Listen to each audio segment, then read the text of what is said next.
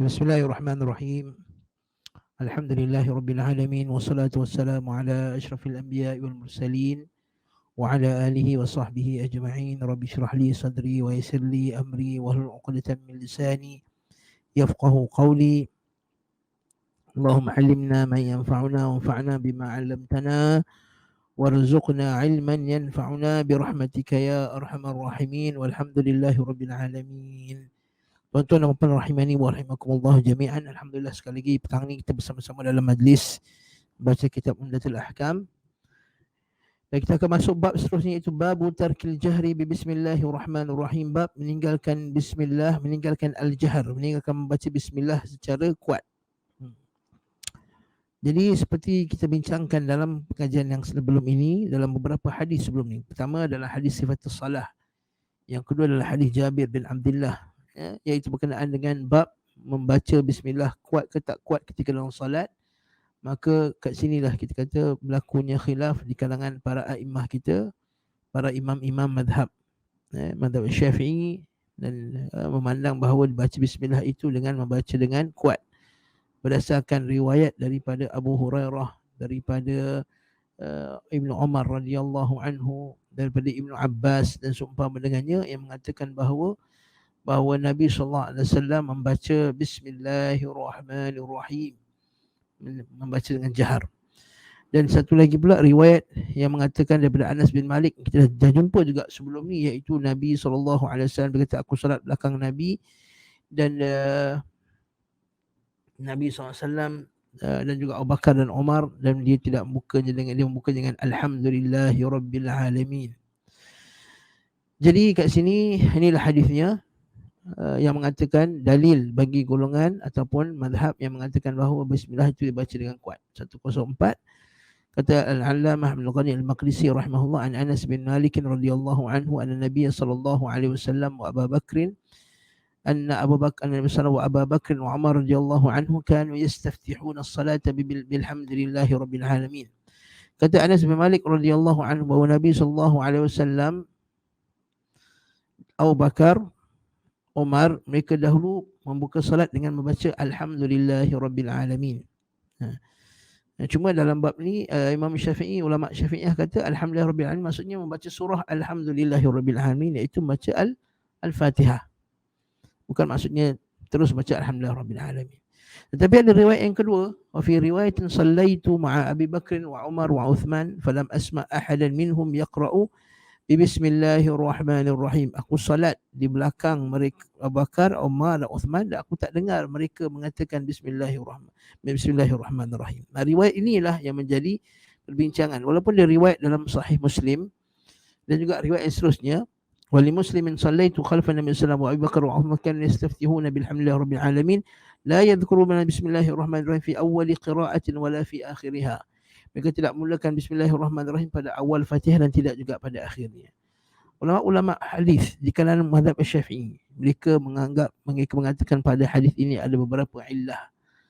Ada beberapa illah. Pertama sekali, salah satu perawinya tidak majhul, tidak diketahui. Tidak diketahui, ada perawi yang majhul. Namun Imam Ibn Hajar Al-Asqalani di tempat dalam kitab Fathul Bari, dalam syarahnya mengatakan bahawa perawi tersebut tidaklah majhul, kerana telah disebutkan secara sarahah, dia meriwayatkannya daripada ayahnya. Dia kata, adakah kamu dah berjumpa ayahmu? Dia kata, aku tak pernah jumpa ayah dia, tapi aku dapati kitab tersebut. Maksudnya diriwayatkan dari segi al-wijadah, diriwayat secara al-wijadah. Secara al-wijadah ni kita kata dia dapati kitab gurunya, dia kata kitab perawinya, gurunya. Jadi riwayat secara al-wijadah ni kata para ulama dhaif, riwayatnya tak kuat. Namun datang jalan yang lain selain daripada jalan perawi tersebut yang menunjukkan bahawa ia ada jalan yang bersambung. Jadi mereka mengatakan, sebahagian mengatakan hadis ni sahih. Syekhul Islam Ibn Taimiyah berkata hadis sahih. Ini Ibn Qayyim rahimahullah kata hadis ni sahih. Jadi pendapat yang mengatakan bahawa tidak membaca bismillah dengan kuat ni juga adalah pendapat yang kuat. Pendapat yang kuat juga. Jadi masalah ni masalah yang khilaf. Namun kalau tanya saya secara personalnya, memang pendapat yang kata tidak baca bismillah itu lebih kuat lah. Lebih kuat dari segi penghujahannya. Wallahu ta'ala alam bissawab. Wallahu ta'ala alam bisawab. Dalam perkara ini tak perlulah kita jadikan masalah apa khilaf. Kita ni saling benci antara satu sama lain, tidak. Nauzubillah min dzalik. Jangan pula menjadikan masalah fiqh ni pun dijadikan masalah manhaj. Maksudnya kita kata siapa yang ikut mazhab dia tak salafi. Tak betul lah tu. Macam semenjak akhir ni siapa yang mengajar ikut mazhab dia tak salafi. Tak betul. Itu adalah kenyataan yang tak bagus, tak baik untuk, kerana sebenarnya belajar fiqh ikut mazhab ni juga adalah pendapat a'immah kita, para imam-imam kita juga.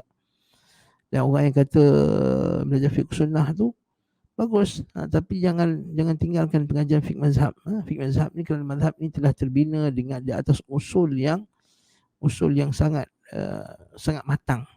Ini disebut oleh Syekh Dr. Syekh Husam Lutfi Syafi'i, ulama mazhab Syafi'i yang berakidah dengan akidah salaf daripada Mesir,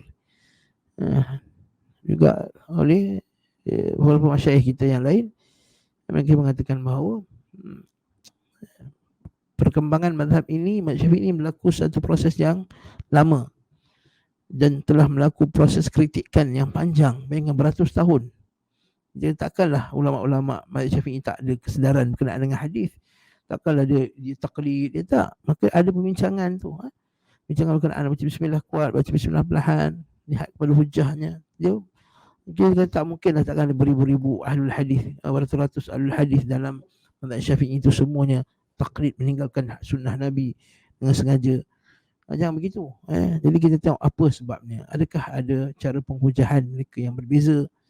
Kat sini merujuk kepada usul fiqh pula. Jadi kita tak nak masuk ni dalam-dalam. Kerana pendengar kita ni awam, kita nak dengar. Yang penting kita tahu apa saja amalan yang kita buat ni ada sandaran dalilnya. Jadi dari riwayat ini, Anas bin Malik dia kata, aku salat belakang Abu Bakar, Umar, Uthman, dan mereka itu mulakan dengan bismillahirrahmanirrahim. Jadi kita tengok, bila kita nak ajar mazhab, kita tengok dulu tempat kita ni, adakah penerimaan kepada mazhab lain itu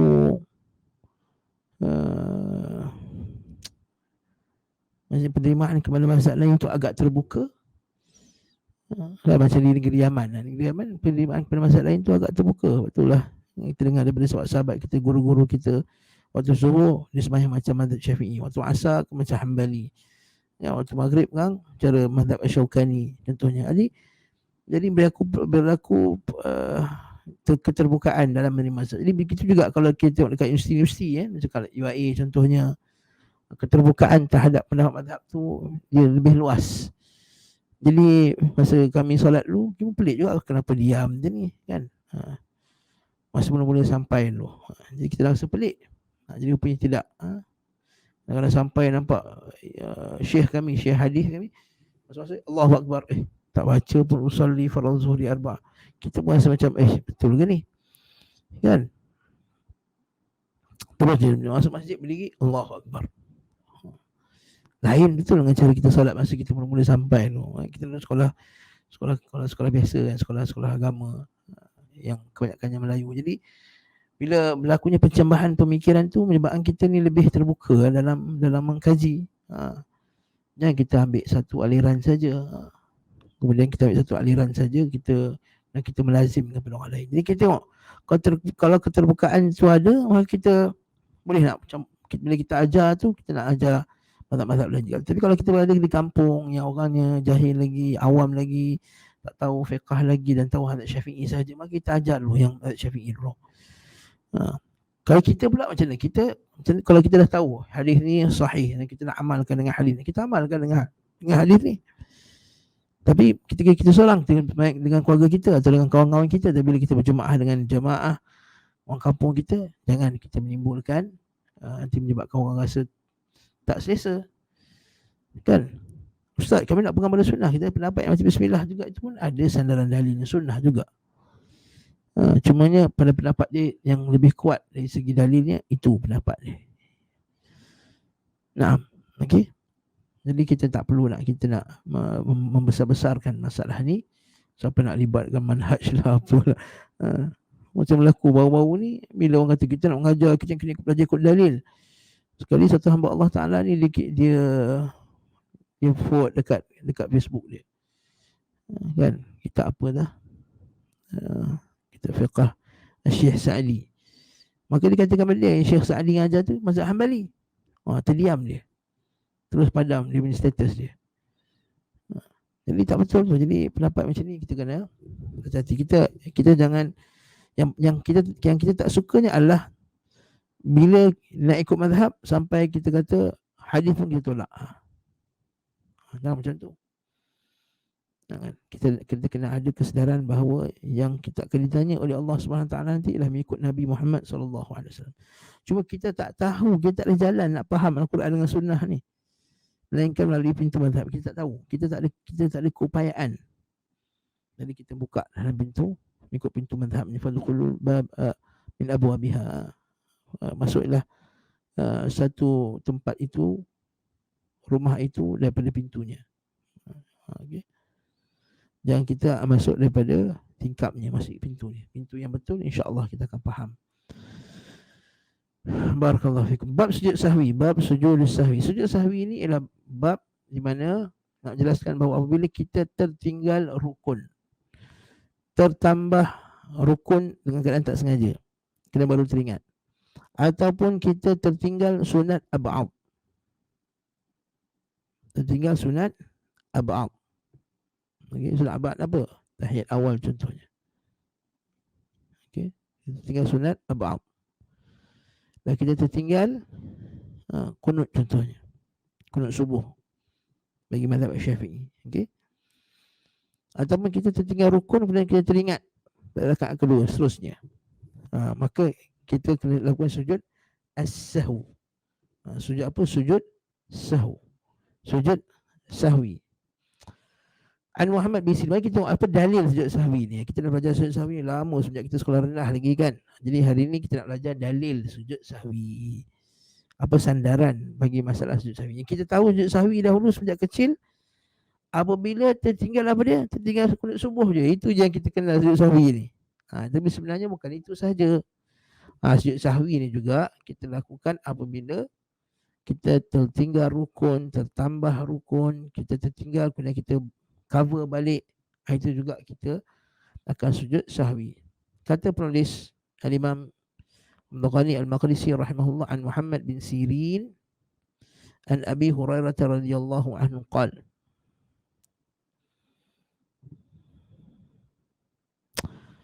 صلى بنا رسول الله صلى الله عليه وسلم إحدى صلاتي العشي. قال ابن سيرين وسماها أبو هريرة ولكن نسيت أنا. قال فصلى بنا ركعتين ثم سلم وقام إلى خشبة معروضة في المسجد فاتكأ عليها كأنه غضبان ووضع يده اليمنى على اليسرى وشبك بين أصابعه وخرجت السرعان من أبواب المسجد فقالوا قصرت الصلاة وفي القوم أبو بكر وعمر فهابا أن يكلماه وفي القوم رجل في يديه طول يقال له ذو اليدين فقال يا رسول الله أنسيته أم قصرت الصلاة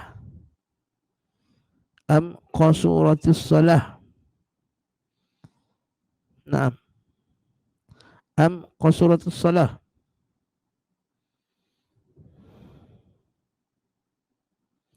قال لم أنسى ولم تقصر.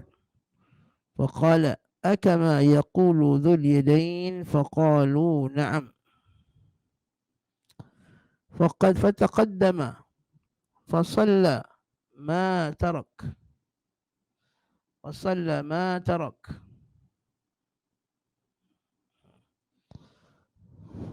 ثم سلم ثم كبر ثم سلم ثم كبر ثم سلم ثم كبر. Nampak?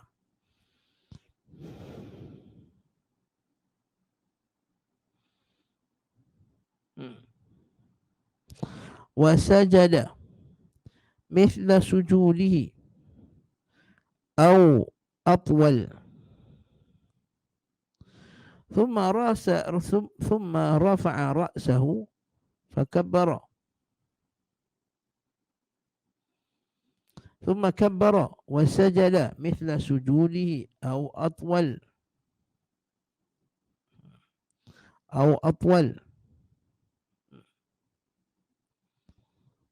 نعم.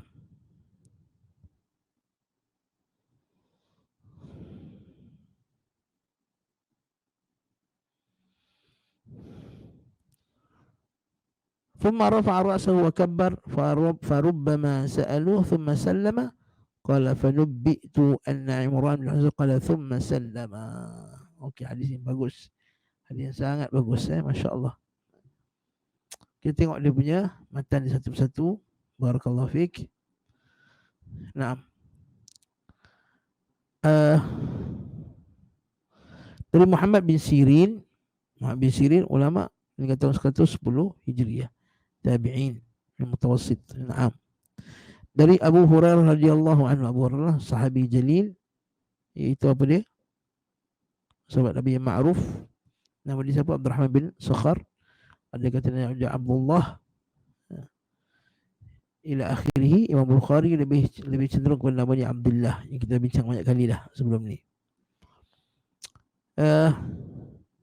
Rasulullah sallallahu alaihi wasallam bersama kami melaksanakan salah satu salat yang berada pada waktu siang, Asy.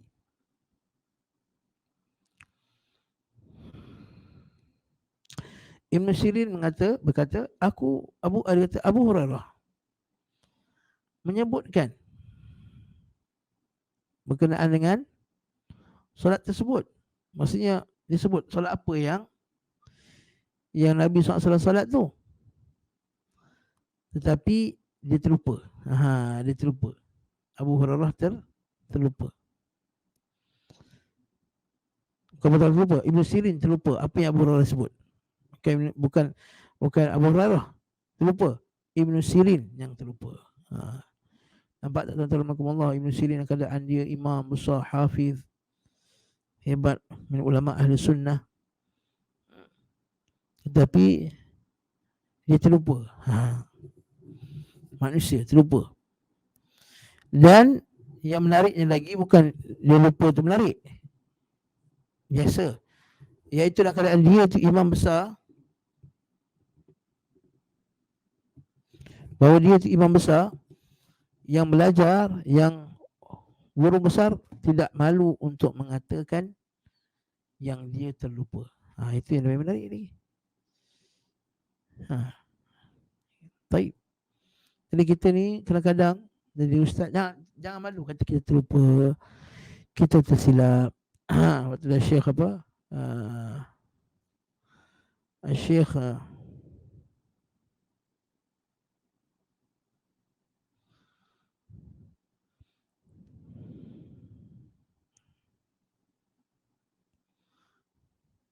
Syekh Bakar Abu Zaid. Syekh Bakar Abu Zaid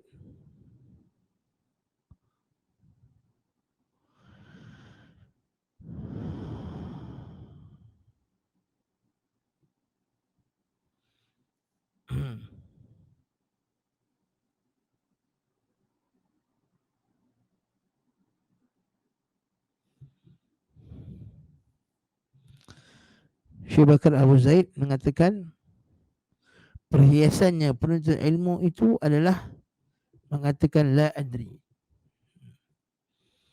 Mengatakan aku tidak tahu. So perhiasannya ahli ilmu mengatakan aku tidak tahu.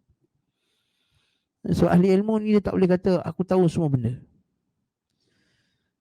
Dan ahli ilmu juga kena mengaku bahawa dia silap. Dia boleh tersilap. Jangan kata ahli ilmu tak boleh tersilap. Sebab tu kita ni jangan terus nak pertahankan guru kita ta'assuban, kan, ta'assub. Itu berlaku zaman sekarang. Guru dia tersilap terus nak pertahankan ta'assuban. Tak boleh. Kalau dia silap, kita jumpa dia dan tanya dia. Jangan terus bantai juga dulu. Jangan keluar Facebook pula. Ini disebut oleh Syekh Bakar Abu Zaid. Dan juga Syekh Uthaymin sebut. Syekh Muhammad bin Salih Uthaymin sebut dalam kitab Hilyatul Talibin Ilm. Ana berharap sangatlah penuntut-penuntut ilmu di kalangan ahli sunnah salafiyin. Bacalah kitab ni. Dalam kitab ini, Syekh Ibn Uthaymin menyebut, kalau guru ada kesalahan, pertama kena husnuzan dengan guru tu dulu. Husnuzan dulu. Maksudnya guru tu bukan niat dia nak membawa kesesatan, nak khilafir Rasul sallallahu alaihi wasallam. Itu satu dulu. Yang kedua, kena ta'akud, kena memastikan bahawa betul-betul guru tu salah. Jangan kata guru tu salah kerana semata-mata kita tahu satu benda, kita kata guru tu terus salah. Ta'akud dulu. Betul tak? Guru tu salah. Atau guru aku menyebut pendapat yang kedua atau ketiga atau keempat. Yang ketiga, bila dah dapat guru salah, tidak menjatuhkan dia di hadapan anak muridnya dulu. Jumpa dia dulu. Betulkan dia. Jumpa dia dan berbincang dengan dia. Bukan betulkan dia, berbincang dengan dia. Kenapa Syekh kata macam ni. Dah jumpa, dah berbincang, kemudian barulah kita sebut, oh, ini pendapat yang kedua, ketiga, keempat.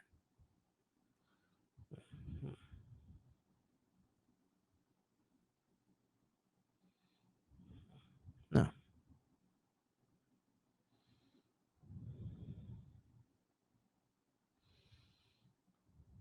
okey. Jadi, yang inilah tuan-tuan, kita kena maklum masalah ni betul. Supaya kita tak cepat melatah. Kita tak cepat melatah dan tak cepat nak apa dia, nak marah-marah, nak apa-apa. Jangan macam tu, tak betul. Perhatikan dulu masalah ni betul. Dan yang keenam, bila tegur tu, tegurlah dengan beradab. Bukan perli-perli. Bayangkan, kamu selama ni belajar dengan satu guru, dengan cikgu kita tu, dengan syekh kita. Syekh kita silap, takkanlah kita nak perli dia dekat dalam Facebook dan seumpama dengannya. Jangan macam ni. Kan? Kita ambil ilmu, kata sebagai ulama salaf, guru itu adalah bapaknya ruh, dari segi ruh. Kalaulah bapak kita, ayah kita, dari segi biologinya. Adapun guru ialah bapak dari segi ruh. Dia lah yang menghidupkan ruh kamu dengan ilmu dan juga dengan sunnah Nabi SAW. Jadi perhatikan masalah ni betul-betul, wahai penuntut ilmu sekalian. Nak menyedihkan jika kita dapati guru yang kita sentiasa belajar dengannya, setiap hari kita jumpa, kemudian kita tak nak berdepan.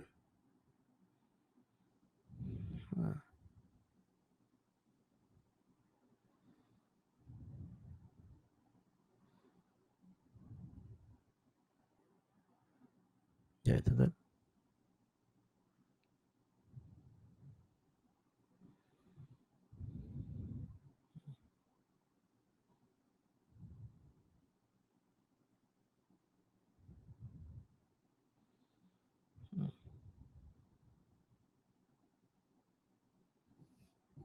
Nah.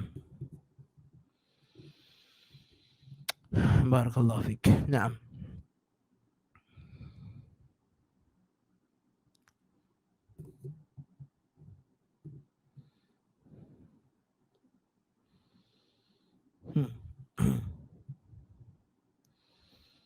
Kita jumpa dan bincang baik-baik.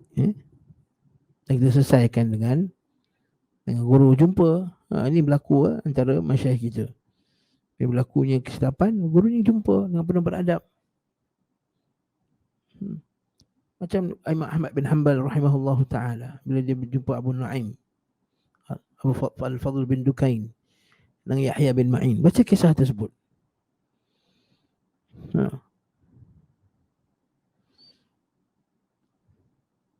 Abu Hurairah mengatakan, beliau salat bersama dengan kami 2 rakaat sebelum salam. Setelah hari Nabi SAW solat, sebagai kita solat asar, sebagai kita solat zuhur. Okey. Solat siang ni sama ada asar ataupun zuhur. Kemudian lepas 2 rakaat, Nabi terus bagi salam. Yang Nabi pergi keluar dekat satu batang kayu lah, khasyabah, kat kayu.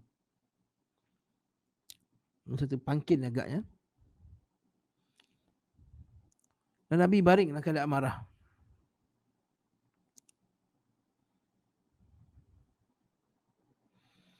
Okey. Dan Nabi tak tangan macam ni. Syabaka ya dia. Tak tangan tangan kiri, kemudian Nabi macam ni. Syabaka maksudnya Nabi membuat tangan macam ni. Macam marah. Kan? Nabi macam ni. Okey.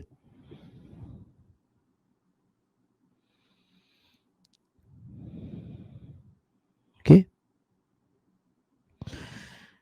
Lengan kanannya di atas lengan kirinya serta menganyam jari jemarinya, sedangkan pipi kanannya diletakkan pada punggung telapak tangan kiri. Macam ni dah Nabi buat.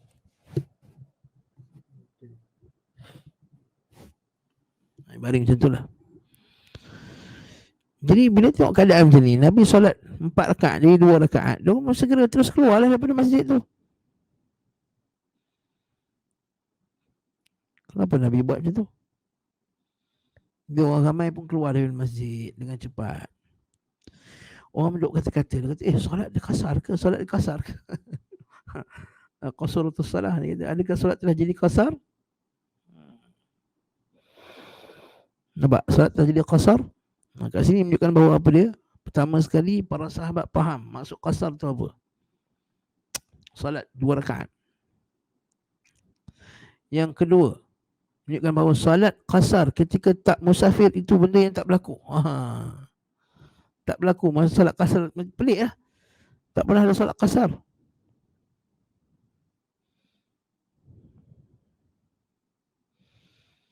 Dan kita kena ingat, ini mutaakhir Abu Hurairah. Bila Abu Hurairah masuk Islam?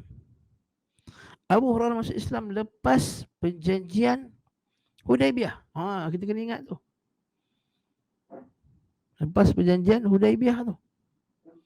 Atau on the way masa Nabi nak pergi ke Mekah, dia pergi ke Madinah. Jadi agak lewat juga. Kita ingat Abu Hurairah dengan Nabi 4 tahun je, 7, 8, 9, 10. Tahun ke-7, tahun ke-8, tahun 9, tahun 10 Hijriah.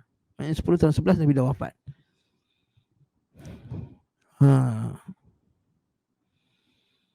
Jadi kisah dia kata beliau salat, mana berlaku kejadian depan dia. Maksudnya dia bukan riwayatkan daripada sahabat yang lain.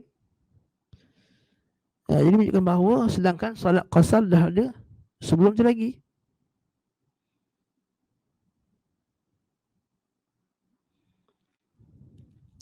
Naam.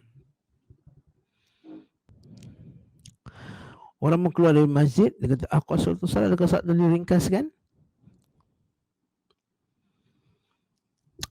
Sementara di tengah-tengah tu, masih bersama dengan orang ramai tu ada Abu Bakar dengan Umar. Namun kurunya fahabahu ayyukallima. Fahabahuma ayyukallima. Itu perkataannya. Fahaba ayyukallima. Itu bahasa Arab dia. Haba. Dia rasa haibah. Dia jadi haibah. Dia rasa segan. Dia rasa segan nak bercakap. Ini walaupun kehebatan Abu Bakar dengan Umar Al-Khattab radhiyallahu anhu, ketegasan dia, garangnya dia, ghairah dia dengan Nabi, dia jadi malu radhiyallahu anhuma. Sebab apa? Sebab mereka malu, bukan sekadar malu kerana kedudukan saja, malu kerana Rasul. Mereka tak boleh pertikaikan tindakan Rasul sallallahu alaihi wasallam. Apatah lagi kalau berlaku ni lepas perang, lepas perjanjian Hudaibiyah, yang Umar Al-Khattab dia dah tersilap dalam perjanjian Hudaibiyah tu. Kita kena ingat. Kalau perjanjian Hudaibiyah dipertikaikan Nabi masa mula-mula, akhirnya turun surah Al-Fath, masuk on the way balik. Ketika itu dia sedar bahawa dia silap mempertikaikan Nabi SAW sampai Nabi wafat, sampai Nabi dah habis, dah selesai, dah wafat lama dah. Umar Khattab kata, aku sampai sekarang aku masih lagi beristighfar kepada Allah Subhanahu Wa Taala atas kesilapan aku dulu bertikaikan Nabi SAW. Punyalah Abu Bakar As-Siddiq, nampak? Punya Umar Khattab. Ada buat Abu Bakar, ma'ruf, takkan tanya Nabi, takkan bertikaikan Nabi langsung. Jadi mereka takut terjatuh dalam bab itu, lalu mereka tak nak tanya. Mereka tak nak tanya. Sementara ada sekarang ramai tu, ada seorang lelaki yang tangan dia memang panjang. Bukan panjang tangan maksudnya penipu, pencuri bukan. Bukan penipu, pencuri bukan. Tangannya panjang. Namanya Dhul Yadain, yang mempunyai dua tangan. Manusia ni memang ada dua tangan. Tapi maksudnya tangan dia sebelah je dah panjang lah. Dhul Yadain. Dhul Yadain ni bukan sahabat yang rapat dengan Nabi SAW. Bukannya sahabat yang kibar sahabah. Jadi biasa di kalangan orang macam ni, yang biasa orang awam, dia akan tanya soalan-soalan macam ni. Kan biasanya kita orang anak murid kita yang rapat-rapat, atau kita dengan syekh kita takut nak tanya soalan yang mungkin dah pernah belajar, takut kita marah dengan syekh, takkan benda ni nak tanya lagi. Tapi biasa kita harapkan yang tanya ni ialah belajar-belajar baru masuk. Oh, itu bagus juga dia tanya soalan ni, boleh ingat balik. Seperti Anas bin Malik kata apa? Kami dahulu para sahabat yang senior amat menyukai apabila datangnya Arab Badui yang bijak. Arab Badui yang bijak lah, bila tanya soalan yang bijak, yang kami tak berani nak tanya Nabi SAW. Maka dia berkata, wahai Rasulullah, apakah Tuan lupa an-nasita am qasarta? Kata, ya Rasulullah, apakah Tuan lupa ataupun Tuan dah kasarkan salat? So, pernah tak Nabi lupa? Boleh tak berlaku dengan Nabi lupa? Nabi boleh lupa.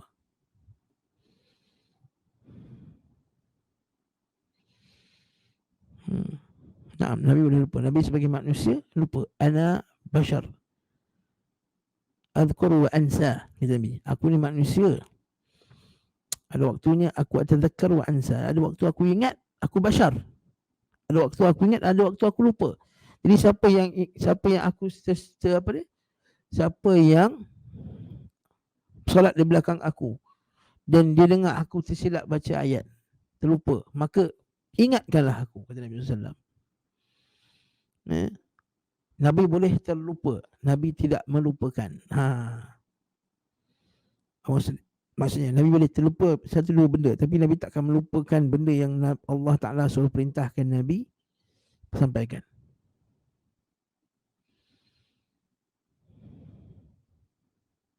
Sanuqri'uka fala tansa illa masya Allah.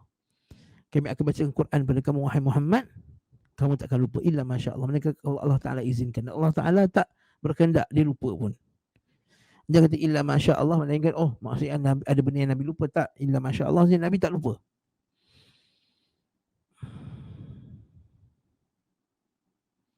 Untuk menyampaikan.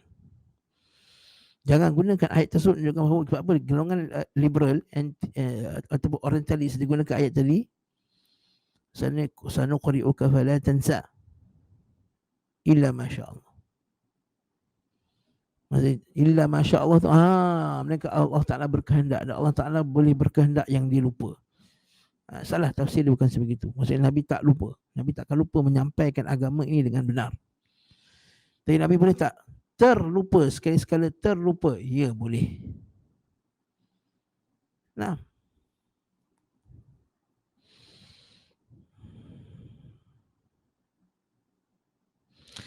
atau solat dikasarkan, maksudnya ialah Nabi memang sengaja nak kasarkan solat.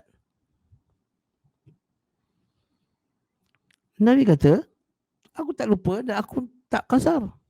Sebab Nabi asli dah solat 4 rakaat. Jadi Nabi lupa. Maka ketika itu bila Nabi kata, betul ke? Ketika itu Nabi confirmkan. Nabi kata, apakah benar yang dikatakan oleh Dhul Yadain? Maksud Nabi SAW bila tersyak dalam diri dia. Betul ke ni? Betul ke macam Dhul Yadain cakap ni? Nabi tanya orang lain. Nabi memastikan pada orang lain dengan orang lain. Ini adabnya, Masya Allah, Nabi SAW. Bila orang tegur kita punya kesalahan dan kita meragui teguran itu, kita tanya orang lain dulu. Itu cara kita. Ahli sunnah, Allahu Akbar. Kan? Kita jangan pula hentam pula. Hentam pula. Oh, bantai terus. Jangan.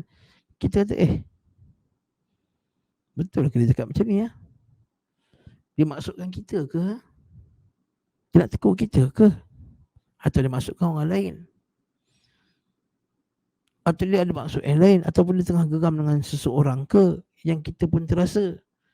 Jadi macam itulah kita ni ahli ilmu. Ahli sunnah. Fazannu lahul khair. Kata Nabi SAW. Atau sebagian salaf kata, bila datang satu ucapan daripada sahabat kamu, yang kamu tak pasti betul ke salah, zannu lahul khair dulu, sangka baik dulu dengan dia. Sangka baik dulu dengan dia. Jangan terus nak kasih hentam terus dulu. Tantang dia cakap benda lain. Tantang dia masukkan orang lain. Tantang dia masukkan kelompok lain. Jadi kamu dengan sangkaan syak wasangka kamu rasa. Bila kamu dah rasa, dah mulalah hubungan tu dah terjejas.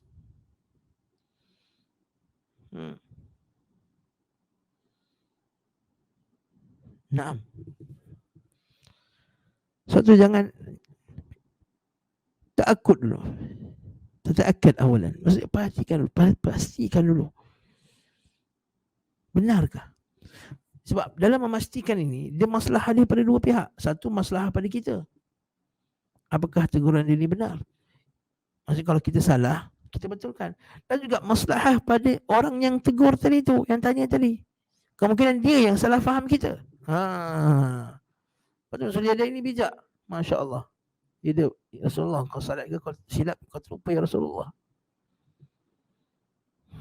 Maka orang ramai berkata benar. Benar Rasulullah. Tunjukkan bahawa kita ni kebenaran yang kita pertahankan. Jangan sebab Rasulullah tak betul ya Rasulullah, dia ni cakap bohong lah. Tak. Jangan kibondik. Cakap benda yang betul. Ya Rasulullah, betul ya Rasulullah. Seperti yang dia ucapkan. Para sahabat sangat mencintakan kebenaran. Allahu Akbar. Banyaknya manhaj dalam hadis ni. Kita sedang kita bersujud sahwi ni, tapi banyak mengajar kita manhaj dan adab. Benar.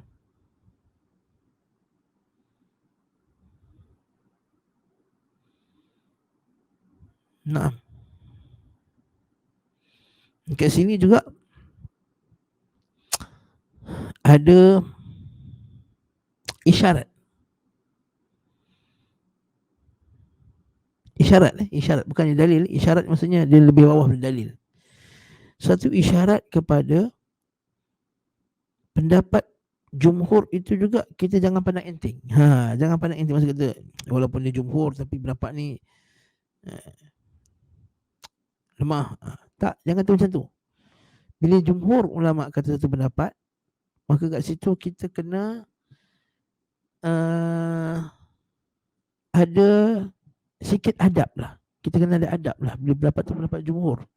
Contohnya, kata ada sebagian orang memandang bahawa arak itu tidak najis, katakanlah. Tapi majoriti semua ulama kata arak tu najis. Jadi kita kena adab. Tapi jumhur ulama kata dia najis lah, kan. Jadi kita pun janganlah nak promosi sangat benda ni. Contohnya, kan, jumhur ulama kata darah tu najis. Contohnya. Jadi kita pun janganlah nak ketegak sangat lah, nak tunjuk yang kita tahu, yang kita tahu yang darah tu tak najis. Kita pun sengaja dah solat tengah ramai dengan darah menipik-nipik masa nak masa korban nanti. Dia akan menimbulkan ketidakselesaan. Orang kata benar. Beliau kemudian maju ke hadapan dan mengerjakan solat yang tertinggal kemudian salam. Kali ini Nabi nampak tak cara sujud sahwi Nabi. Beliau kemudian maju ke depan dan mengerjakan solat yang tertinggal. Maksudnya Nabi solat benda yang berbaki daripada solat tadi yang tertinggal. Maksudnya bukan semua solat yang tertinggal. Maksudnya katakan Nabi solat 2 rakaat tadi kan, Nabi sempurnakan lagi 2 rakaat. Dan Nabi start balik, Allahu Akbar. Nabi start.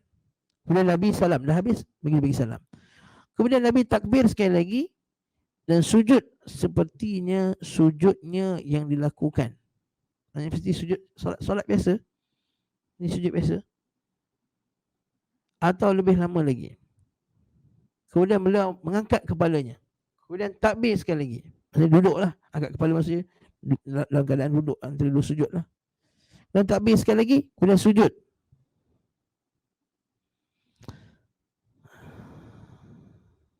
Maksudnya Assalamualaikum warahmatullahi wabarakatuh. Assalamualaikum warahmatullahi wabarakatuh. Allahu Akbar. Allahu Akbar. Sujud. Allahu Akbar. Duduk balik. Allahu Akbar. Sujud. Duduk balik. Allahu Akbar. Okey. Kemudian ada orang tanya kepada Ibn Sirin, apakah dalam hadis ada lafaz kemudian Nabi bagi salam? Dan dalam hadis Abu Hurairah tadi ada sebut tak Nabi bagi salam? Tak ada. Dia kata, tapi dia berkata aku dapat daripada Imran bin Husain. Imran bin Husain. Ini sahabat Nabi yang lain. Bahawa Nabi kata kena bagi salam. Maksudnya sujud sahwi dah bagi sujud sahwi. Assalamualaikum warahmatullahi wabarakatuh. Assalamualaikum warahmatullahi wabarakatuh. 2 kali Nabi bagi salam. Satu salam yang mula-mula tadi. Yang kedua salam yang lepas sujud sahwi. Lepas sujud 2 kali tadi. Apakah nama sujud 2 kali yang Nabi buat tadi? Itu namanya sujudus sahwu. Sahwu ni maksudnya lalai, silap, terlepas. Itu panggil sahwu. Sujudus sahwi. Ada banyak sebab sujud sahwi. Dalam kes ini Nabi sujud sahwi sebab Nabi terlupa rukun. Tertinggal rukun. Kemudian Nabi teringat dan Nabi gantinya balik.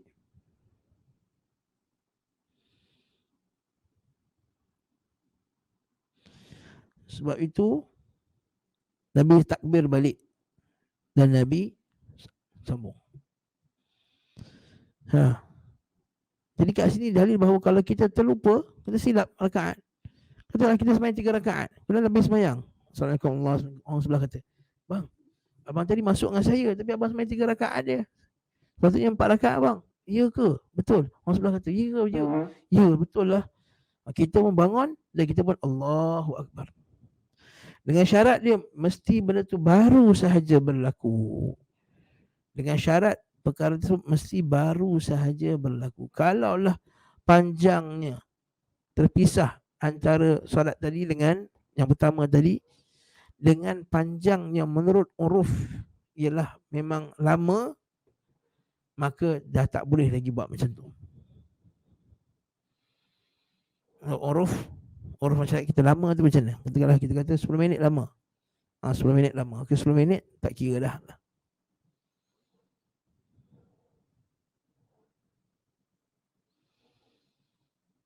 Okey. Jadi macam itulah. Jadi tak perlu nak kena solat balik. Kalau benda tu baru berlaku, kalau pagi tadi atau tengah hari Zuhur, waktu asar baru teringat, jangan buat macam ni. Dia kena solat balik, dia qada balik. Ataupun dah habis waktu solat, dia kena qada balik. Ataupun dalam solat tapi lama, terpisahnya lama. Dia sebenarnya Zuhur tadi pukul 1:30. Dia teringat tu pukul 2:30, maka tak boleh dia buat macam tu. Tak boleh buat macam tu. Dia kena apa? Dia kena solat. Dia kena solat balik. Okey. Yang kedua, bila dia sambung solat tu, dia sambung solat seperti biasa. Dia takbir balik. Allahu Akbar. Yang ketiga, dia sujud sahwi. Dia sujud 2 kali. Apa nak baca dalam sujud sahwi ni? Baca subhana rabbiyal a'la wa bihamdi. Ustaz, macam mana subhana man la yanamu wa la yasfu? Syekh Tuwaijili tidak didapati daripada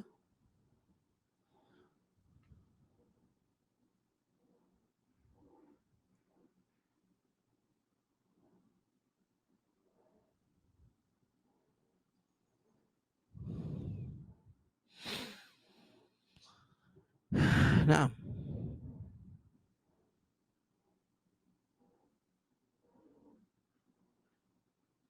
tidak dapati daripada mana-mana hadis yang sahih.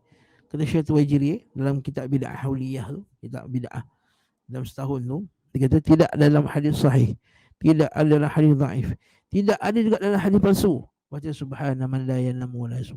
Ya, ada sebahagian fuqaha, sebahagian ulama mengatakan boleh baca tersebut subhana man la yanamu wa la yasum, tapi tidak sabit daripada mana-mana dalil yang sahih. Apa subhana man la yanamu wa la yasu, iaitu maha suci Allah yang tidak yasu, la yanam, tidak tidur, dan tidak yasu, tidak lalai. Tapi sebab hadis tak sahih, kalau sahih wallahi kita akan amalkan, tapi sebab tak sahih, dia juga sabit dalam hadis hasan. Bahkan Syekh Hamud At-Tuwaijiri kata tidak sabit langsung, walaupun dalam hadis yang palsu pun tak ada. Maksudnya bukanlah hadis palsu pun, maksudnya dia adalah sebahagian daripada amalannya sebahagian ulama, lalu dimasukkan dalam benda tersebut. Jadi wallahu taala alam bisawab. Kita mungkin itu setakat ilmu yang ada pada saya lah.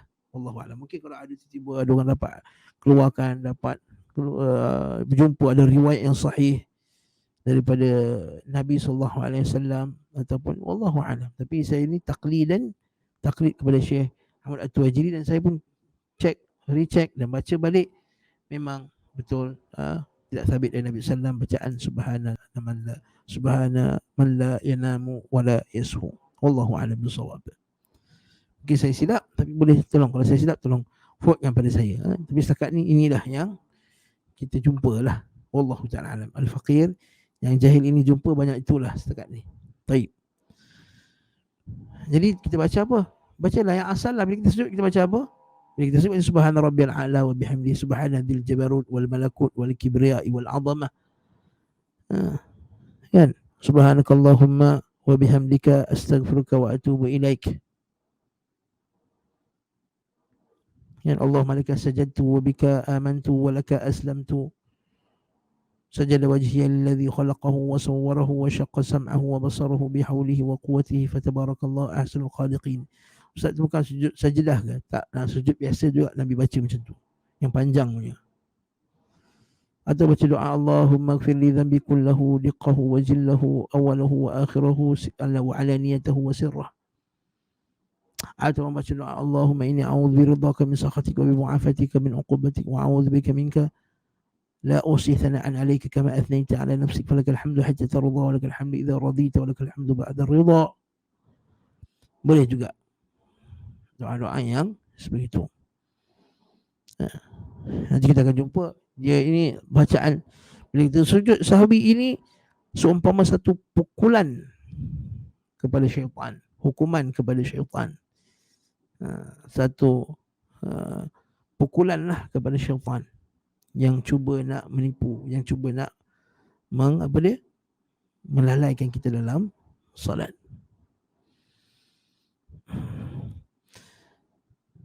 Jadi termasuk juga dalam mengkasarkan dalam sujud sahwi ini juga apabila kita terlupa rukun.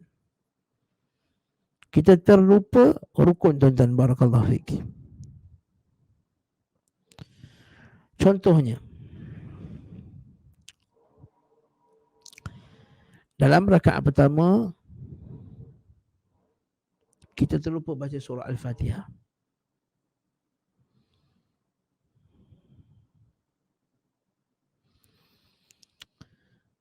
Lepas itu ketika kita rukuk kita teringat.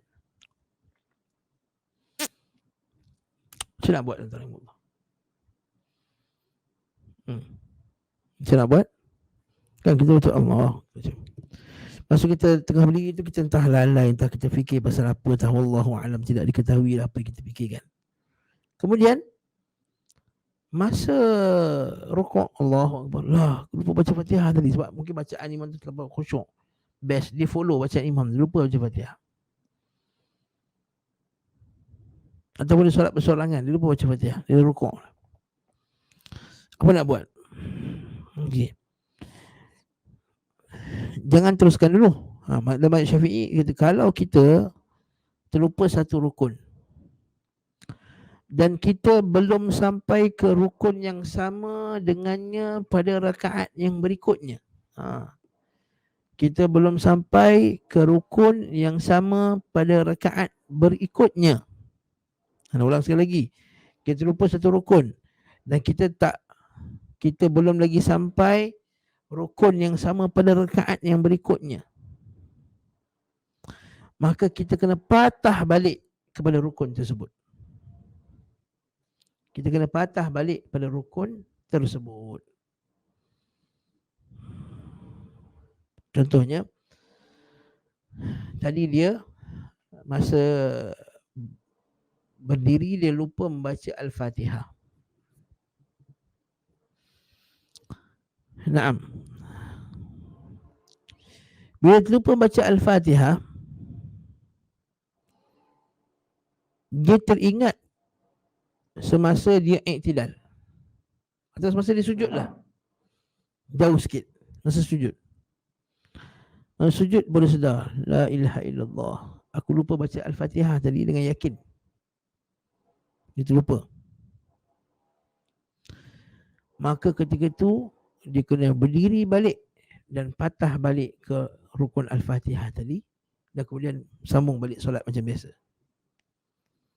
Dia kena patah balik.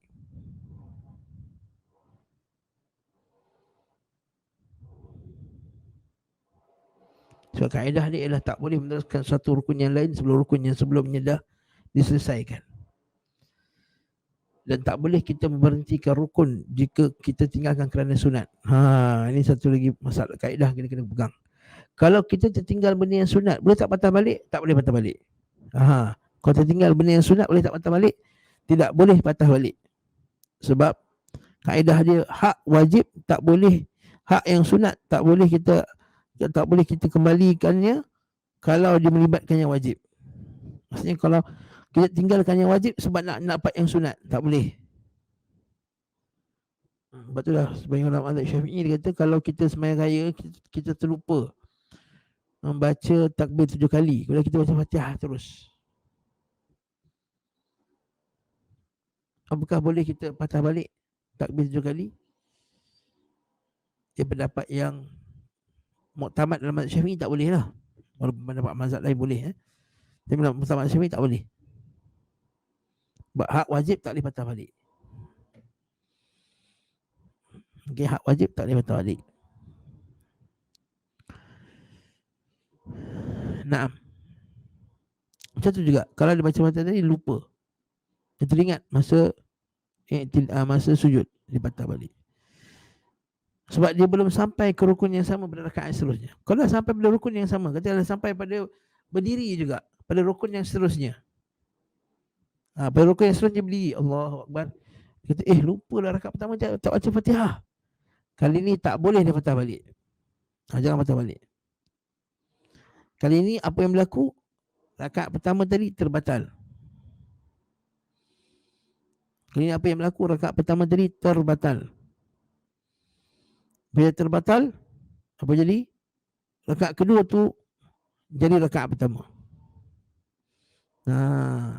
Rakaat kedua tadi tu jadi rakaat yang pertama. Kali ni kita cerita detail sikit sebab hukum ni hukum yang jarang berlaku.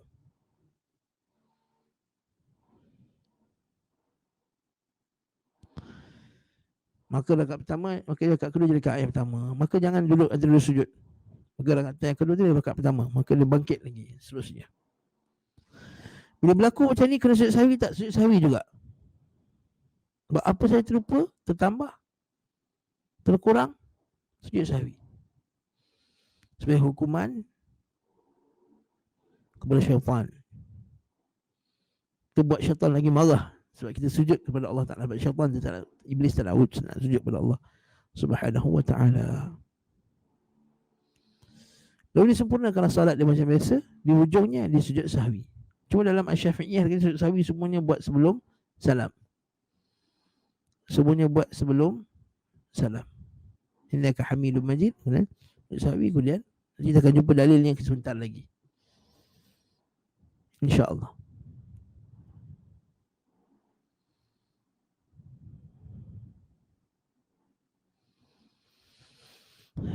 Nah,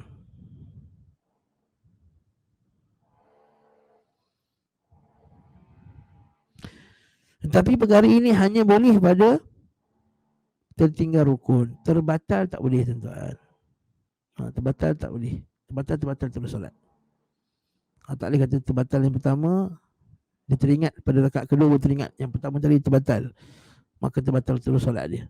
Tak ada ganti lagi lah. Solat dalam Syafi'i dia, ataupun tertinggal syarat-syarat sah solat. Atau seumpama dengannya, maka terbatallah solatnya.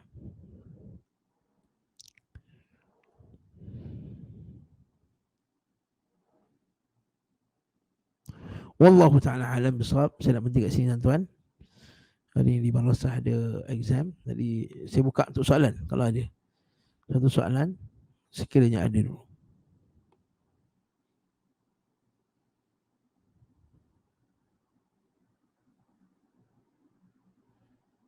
Okay, kalau tak ada, setakat ni dulu, insyaAllah Fidasil Qadim bi'idhnillahi ta'ala kita sama bincangkan hadis ni. Kita tengok siapa nama, siapa Dzul Yadain ni, siapa nama dia yang sebenar. Okey. Dan apakah lagi tempat-tempat yang lain yang kita sujud sahwi. Kita akan tengok pula khilaf ulama berkenaan dengan apakah sujud tu lepas salam ataupun sebelum salam, ataupun ada gabungan sebelum salam dan selepas salam. Seperti Syekh Ibn Utsaimin sebut dalam risalah dia, Risalah fi Sujud Sahwi. Jadi insya-Allah kita akan bincangkannya dalam kuliah akan datang. Subhanakallahumma wa bihamdika asyhadu an la ilaha illa anta astaghfiruka wa atubu ilaik. Sallallahu ala Muhammad wa ala alihi wa sahbihi wasallam. Walhamdulillahirabbil alamin. Assalamualaikum warahmatullahi wabarakatuh.